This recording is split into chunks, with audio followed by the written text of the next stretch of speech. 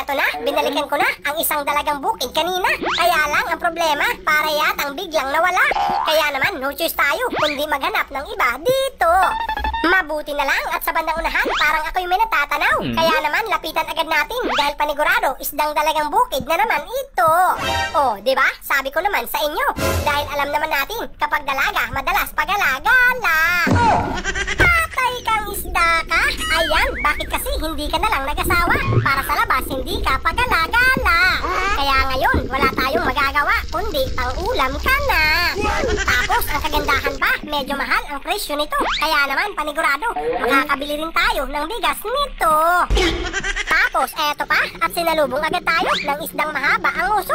Naku, napakaamo. Kaya lang, ang problema, hindi ko talaga ito gusto. Dahil napakaraming tinik kapag naiprito. Tapos, para yatang may natatanaw pa ako sa bandang kailaliman. Kaya naman, ating lapitan itong maliliit na nilalang na kapag natinika, naku, napakasakit din naman.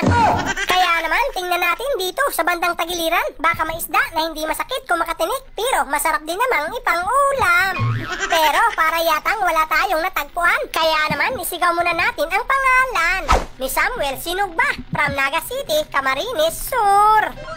Tapos, eto pa, at napakalapad na bato na naman itong nalubugan ko. Kaya naman, tulad ng dati, silipin agad natin ito. Dahil alam nyo naman, ang hangin natin dito sa kailaliman ay napakalimitado. Ay, hala, para yatang may dalawang isda. Tapos, medyo malaki pa itong isa. Kaya lang, ang problema, hindi siya masyadong kita. Kaya naman, subukan pa rin nating pitikan. Baka matamaan. Patay kang isda ka? Ayan, tinamaan. Ang tanong, anong isda kaya ito? Ay, hala, isdang lapu-lapo na napakamahal ng kilo. Kaya naman dahil dyan, shoutout na muna sa'yo, Chiro Jen Berma from Agdangan, Quezon Province. Tapos, ayan, para yatang mas lalo akong ginaganahan. Kaya naman bumalik agad ako dito sa kailaliman. At sakto, kasi naman para yatang may gumagalaw dito. Kaya naman silip-silipin natin ang butas ng bato. Ay, hala, sabi ko na nga ba, isda siya at napakasapa nito. Patay kang isda ka? Ayan, medyo malaki na pala. Kaya naman panigurado, ang sabaw nito sa ating maliit na kaldero ay mag-o-overflow.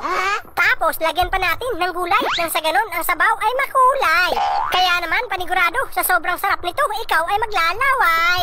Tapos, eto pa, at barakuda naman itong sunod na aking nakita. Mabuti na lang at medyo maliit pa. Kaya naman panigurado, kapag ating pinitikan ay hindi makakapanlaban.